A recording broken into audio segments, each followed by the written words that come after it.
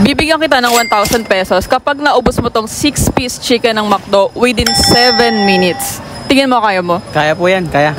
Anong pangalan mo? RG po, RG.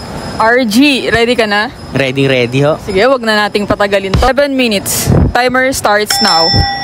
Okay, RG. Go, RG.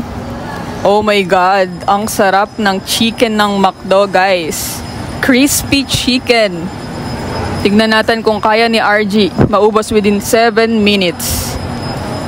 Okay, G1 down. Kaya niya daw. So, tignan natin kung kayang-kaya niya talaga. Go, RG. Okay lang kahit hindi sobrang simot ng chicken. Grabe, laki ng chicken ng McDo din, no? Ngayon, nagre-reklamo ka, ang laki ng chicken. Talagang sinisimot, ayaw patalo. Ang lalaki. Ano? Ang lalaki ng manok. Eh, panilaman pa naman talaga yung binigay na chicken ng McDo, oh. Ang init. Hindi ba? Ewan ko. Kaya mo yan. Go, RG. Kaya mo yan. Grabe, oh, kaya na yan, RG. Kahit yung dalawang manok na malaki na lang. Inubo na.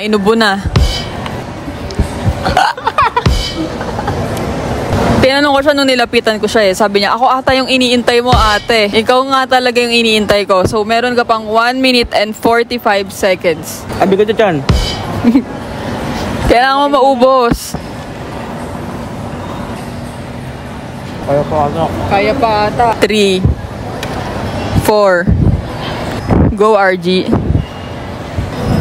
48 seconds. Kainin mo na yung kaya mong makain. Lahat ng masisimot mo dyan. Pinagpapawisan si RG. Go, RG. 15. Kainin mo lahat ng kaya mong makain dyan. Bibigay ko sa iyo 1,000 pesos. 10 seconds. Ito na lang. 6, 5. Okay. Tingnan natin. Grabe. So guys, bibigay ba natin yung 1,000 pesos? Kawawa, malaki yung manok. Ganito eh, puro laman. Kawawa ka.